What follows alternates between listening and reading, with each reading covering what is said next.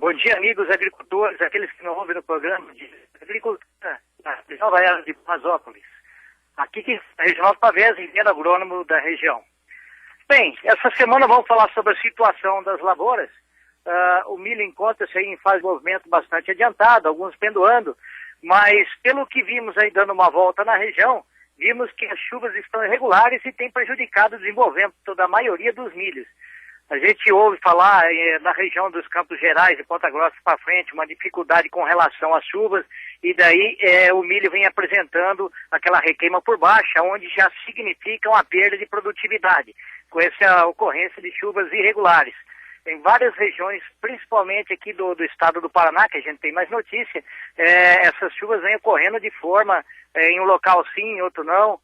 Por exemplo, tivemos aqui na região de Faxinal, semana passada, 32 milímetros quinta-feira, mais 10 milímetros no sábado, e ontem também pegou não no município inteiro, uma variação de 10 milímetros na parte do município. Isso vem gerando daí o desenvolvimento. Temos aí a região de Marilândia, que passamos ontem lá também o milho sentindo bastante, principalmente tendendo para o lado de Apucarana, onde também tem apresentado deficiência nutricional em função do déficit hídrico que vem ocorrendo em função dessa chuva regionalizada, ou chuva de manga. Agora, para quem tem o milho no seu desenvolvimento, que está aí começando a pendoar, já sabemos que a aplicação de fungicida era em pré-pendoamento e agora é necessário, para quem não passou ainda, tende a passar, esperar o pendoamento completo com a polinização, e depois de polinizado é que deve-se fazer alguma aplicação àqueles que ainda querem ou não fazer a aplicação fúngica no milho.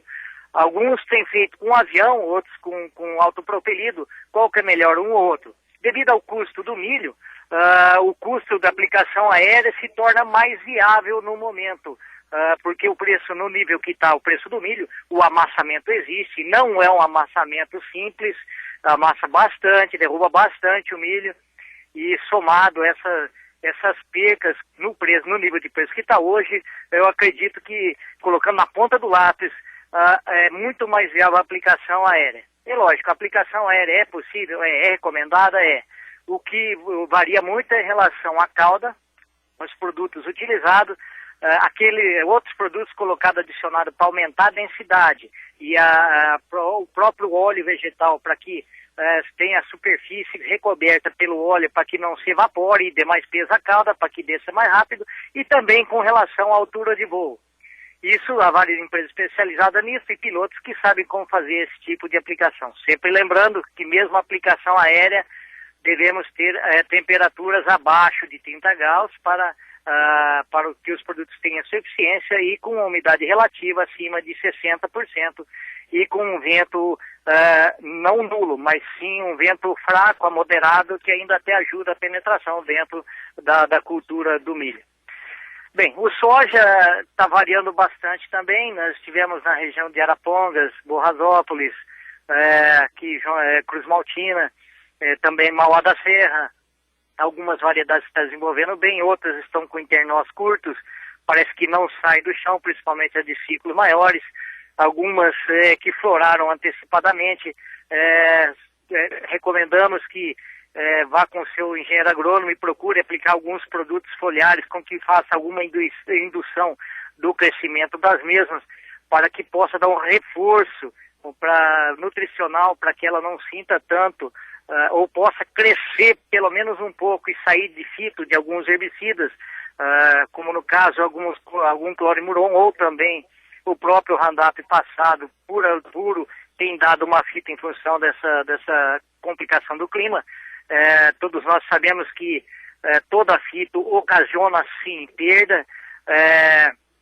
Se você plantar um talhão, por exemplo, de uma planta resistente ao Roundup, e a outra aplicar na mesma planta resistente, aplicar um produto sistêmico ou de contato com relação àqueles produtos convencionais, é lógico que um Roundup vai dar mais, em função de que a fito desses outros produtos convencionais ocasiona sim a perda de produtividade. Isso são estudos que foram feitos há vários anos, e nós sabemos e temos certeza de que a fito tem dado uma redução de produtividade. O que acontece é que quanto mais chover, melhor chover, mais úmido tiver, mais a planta sai dessa condição de fitotoxicidade ocasionada pelos produtos herbicidas existentes no mercado. Então, também vale lembrar que aquelas plantas que estão florando, a necessidade de aplicação de cálcio e boro para a reposição, principalmente do boro, para o vingamento das flores, e o fornecimento de cálcio estrutural da planta.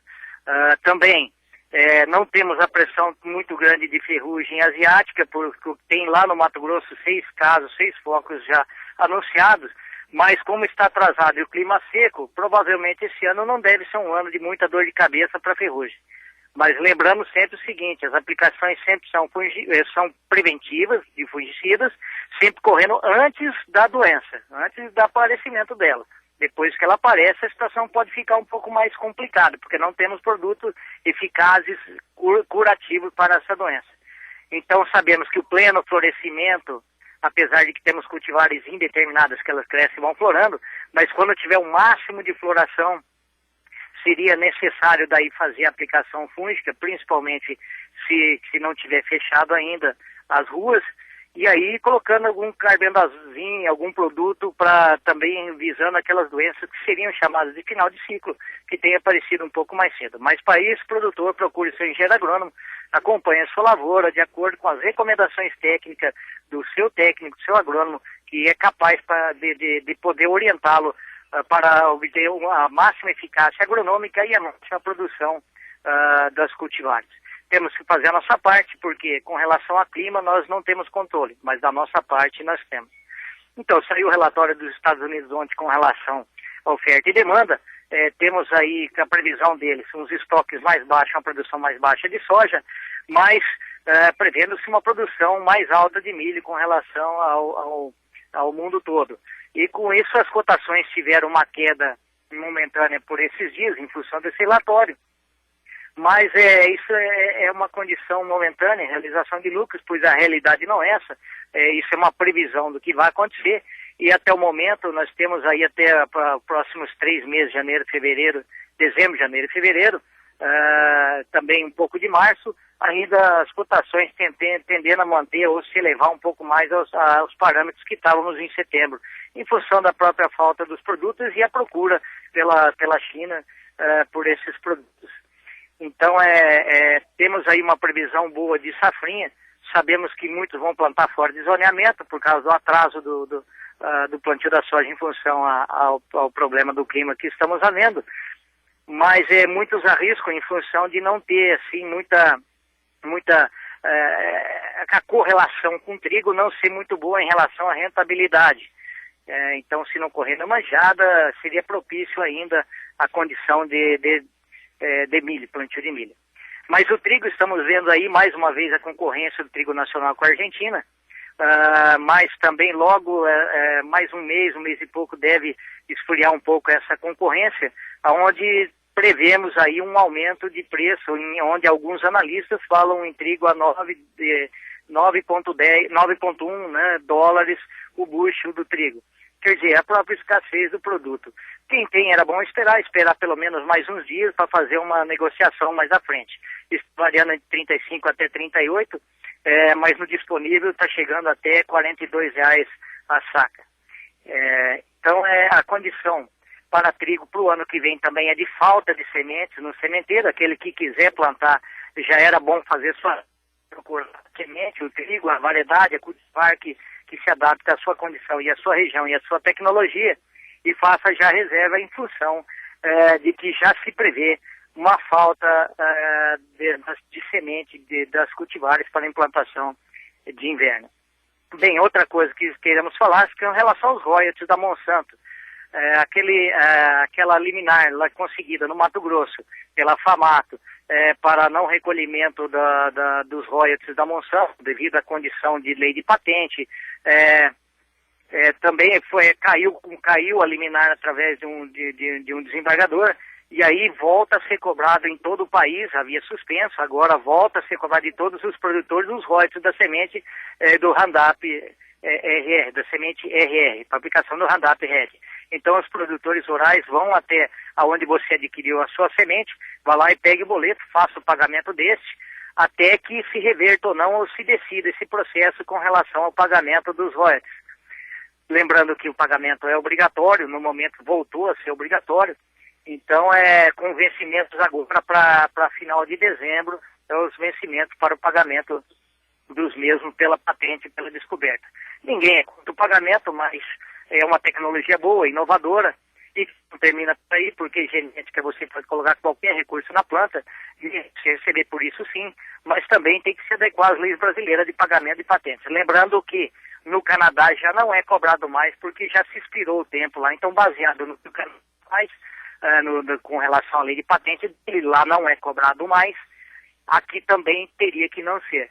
Nos Estados Unidos é cobrado o ano todo, pois a empresa é de lá, e então as condições que salvaguardam o governo e a tecnologia fazem com que seja cobrado ainda.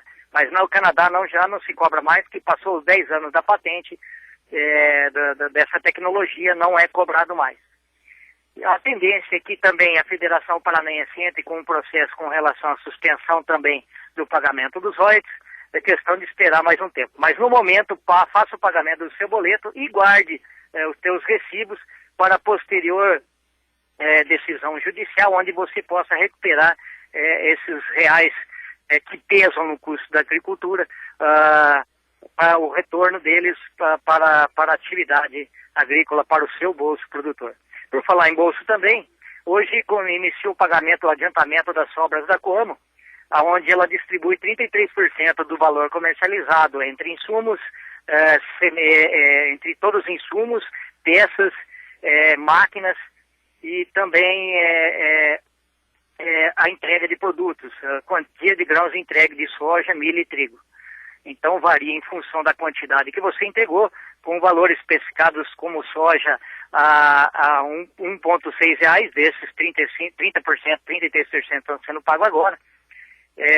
Milho 60 centavos, 33% agora, e trigo 30 centavos.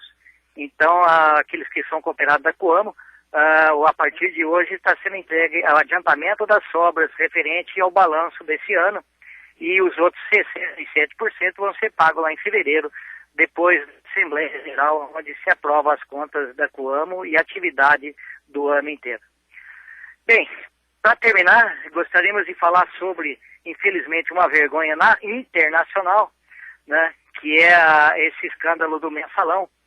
Graças a Deus temos lá o nosso ministro Joaquim Barbosa, e situando Lewandowski e o Toffoli, que foi colocado pelo Lula, que estão querendo proteger ele, então estão querendo maquiar tudo e salvar bandido. Isso é uma coisa errada. Mas está aí. Graças a Deus o Supremo está votando com a cara e com a coragem e com a vergonha, para não deixar essas petralhas que dizem, que é os irmãos metralha do PT, tomar conta do país e desembolsar o país como tem feito. Isso é uma vergonha, todo mundo já sabia, bastou alguém agora falar o que já se sabia. Havia publicações e livros já falando sobre a chefia do Lula com relação ao mensalão, e a papelada está toda aí. Marcos Valério diz que tem as provas guardadas, ele vai mostrar, dizendo que é mentira, isso é uma enganação do povo, pois estão usurpando do povo, estão destruindo o governo brasileiro na sua estrutura, na sua capacidade de investimento, de administração, colocando esses petralhas para poder acabar com o país. Um exemplo disso é o filho do Lula, o Lulinha, que também está envolvido, que também deve ser feita a quebra de sigilo daquela Rosimeire, onde vai aparecer a relação dela com o Lula e com o Lulinha. Quando o Lula entrou na presidência, era funcionário do Butantan, era um funcionário simples do Instituto Butantan, no Rio de Janeiro. Aí, de repente, de uma hora para outra, ele ficou dono da Telemar, ficou dono da Oi, ficou dono de um monte de posto de gasolina, e que a gente sabe que foi lá no Mato Grosso. Muita gente fala que ele, Daniel Dantas, aquele banqueiro que usurpou e roubou o dinheiro brasileiro, são donos sócios de várias fazendas no Mato Grosso e Mato Grosso do Sul. Todo mundo ali fala. Aliás, conhecimento tem, todo mundo sabe, bastou alguém de coragem para poder denunciar e falar a verdade. Apesar de estar condenado, ele pede salvaguardas para a sua vida, em função de que isso é gravíssimo, e que uma hora ou outra, que todo mundo já sabia, ia aparecer. Infelizmente estamos aí faltando dinheiro às vezes para a saúde, para a educação, às vezes até para a agricultura, para renegociação de dívidas do arroz lá no Rio Grande do Sul, onde muitos arrozeiros quebraram, metade deles não plantam mais arroz, mas quem plantou agora está colhendo e vendendo a 40, 50 reais o saco, colhendo aí 200 a 300 sacos por alqueire, um patamar, esse caso aqui no Paraná, tirando uma nota preta. Mas para eles tirar agora, tiveram que quebrar lá, metade do Rio Grande do Sul teve que quebrar com arroz, sem ajuda nenhuma até agora do governo, sabe? Então, principalmente, que o governo não quer se meter numa política definida para 10, 15, 20 anos. Precisamos sim de uma política. Agora, eu acho que a grande preocupação dos governantes são legislar em causa própria, vendo só o lado dele. Então temos agora o seguinte lema: antes esse pessoal que está lá era preso político, e agora eles estão virando políticos presos. É uma pena. Está aí a sua arma, produtor rural, que é o seu voto. Pense bem na hora de votar. Cuidado com esses petralhas de PMDB, PT e aqueles que eram na ditadura, os presos políticos, que hoje estão virando político preso. Essas são as notícias da semana. Voltamos a semana que vem com mais novidades do programa Dia a Dia da Agricultura, sobre as atualidades, comércio e clima. Muito obrigado, até a semana que vem.